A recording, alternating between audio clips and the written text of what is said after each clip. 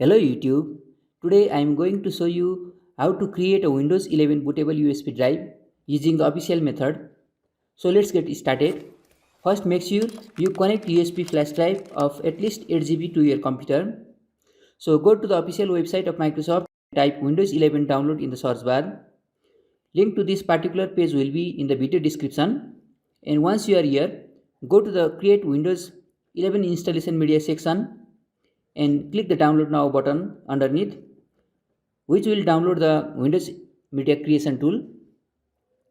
Now go to the download location and double click on the tool, which will ask you for your permission to run. So click yes, which will launch the Windows 11 setup window. We will be presented with the Microsoft terms and conditions. Just click the accept button to continue.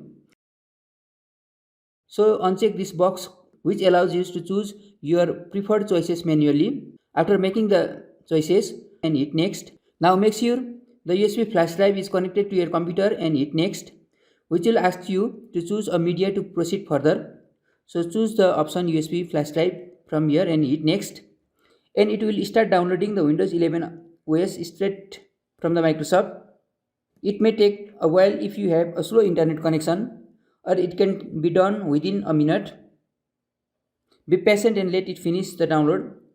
Once the downloading has finished, it will start verifying the downloaded files, and finally it will start transferring the data to your USB flash drive, ultimately making it into a Windows 11 bootable USB flash drive. So let's wait for a bit more.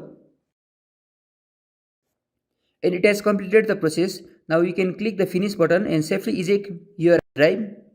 You have just created a Windows 11 bootable USB flash drive, which can be plugged in any supported PC or laptop and perform the fresh installation process. Thank you so much for watching.